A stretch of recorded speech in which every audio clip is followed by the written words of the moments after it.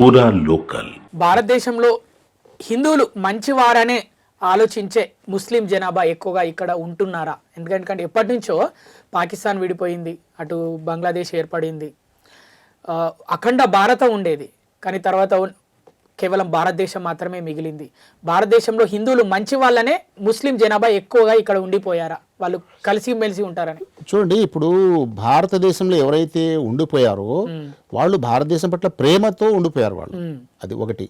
తర్వాత భారతదేశంలో ఉన్న ముస్లింలు దరిదాపు ఒక 99% మంది, అంటే అతిశక్తి కాదు, 99% మంది హిందువుల పట్ల మంచి భద్రత భావిస్తారు. వాళ్ళు హిందువుల మధ్య ఉండడం తమకు భద్రతగా భావించేటువంటి ముస్లింల శాతం చాలా ఎక్కువ ఉంది, 99% ఉంది.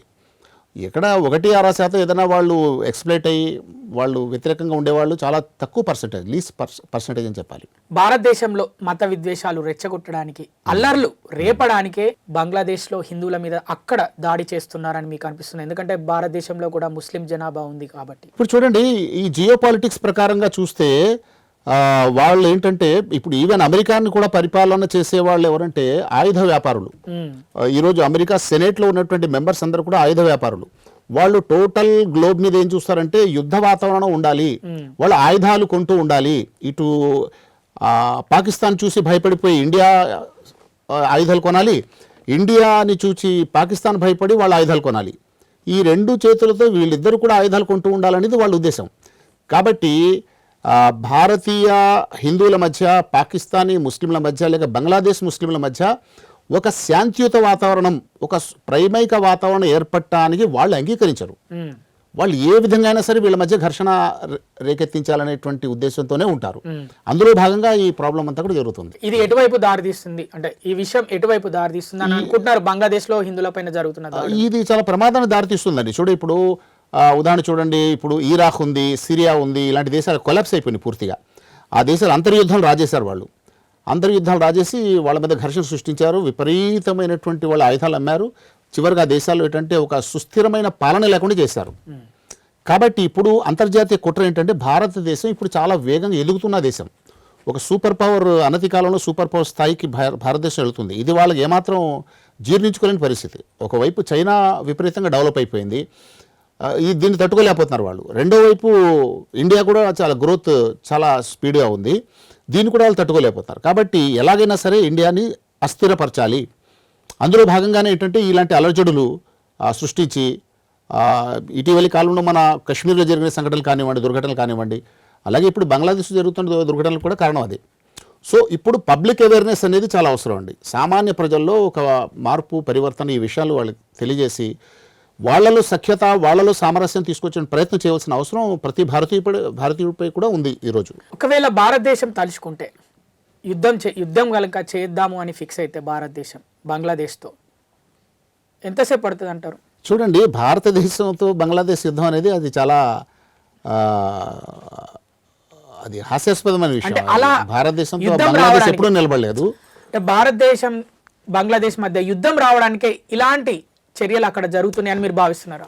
లేదు, భారత్ బంగ్లాదేశ్ల మధ్య వైరం కలిగించాలని చెప్పి చూడండి.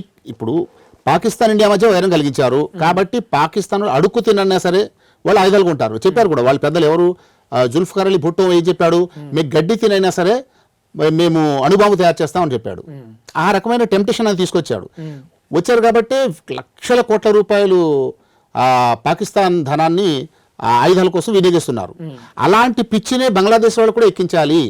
ఇండియా పట్ల అనవసరమైన భయాల్ని పెంపొందించి, ఇండియా మీకు చాలా పెద్ద శత్రువు కాబట్టి మేము మీకు ఎలాగైతే పాకిస్తాన్కి ఆయుధాలు కొని చేస్తుందో అలాగే బంగ్లాదేశ్ ఎకానమీ కూడా ఆయుధాల కోసం ఖర్చు అవ్వాలి, బంగ్లాదేశ్ కూడా ఇప్పుడు అమెరికాపై డిపెండ్ అవ్వాలి అన్నది వాళ్ళ ఉద్దేశం. కాబట్టి భారతదేశం మరియు బంగ్లాదేశ్ మధ్య నిజానికి చాలా మంచి సఖ్యత ఉంది. ఆ సఖ్యతను పాడు చేసి ఒక పెద్ద అగాధాన్ని సృష్టించాలి అనేటువంటి ప్రయత్నంలో భాగంగా కూడా ఈ విషయాలు జరుగుతున్నాయి. భారతీయ పౌరుడిగా చెప్పండి, మన భారతదేశం ఈ విషయంలో ఎలాంటి స్టెప్ తీసుకుంటే, ఎలాంటి నిర్ణయం తీసుకుంటే బాగుంటుందని మీరు భావిస్తున్నారు? ఈ విషయంలో చాలా చాకచక్యంగా, చాలా తెలివిగా, వ్యూహాత్మకంగా వాళ్ళతో ఫ్రెండ్షిప్ చేయవలసిన అవసరం ఉంది బంగ్లాదేశ్ తో. బంగ్లాదేశ్ నిజానికి ఏంటంటే మన హిందువులను చంపుతున్నారు బంగ్లాదేశ్ వాళ్ళు, వాళ్ళతోటి ఫ్రెండ్షిప్ చేయాలని మీరు అంటున్నారు. ఎలా సాధ్యం? అదే చెప్తున్నాను కదా, ఆ ఘటనలు ఏవైతే జరుగుతున్నాయో అది జరగకుండా చూడవలసిన బాధ్యత ఆ బంగ్లాదేశ్ పై ఒత్తిడి తీసుకురావాల్సిన బాధ్యత కూడా భారతదేశానికి ఉంది. ఈ రోజు బంగ్లాదేశ్ ఉనికి ఏర్పడిందంటేనే అది భారత్ పెట్టినట్టు భిక్ష అని చెప్పాలి. నిజానికి బంగ్లాదేశీయులు భారత్కి వ్యతిరేకంగా మాట్లాడటం అనేది నైతికంగా ధార్మికంగా కూడా పెద్ద నేరం వాళ్ళది. ఎందుకంటే వాళ్ళ దేశం అసలు స్వాతంత్రం పొందిందే భారత్ సహకారం వల్ల.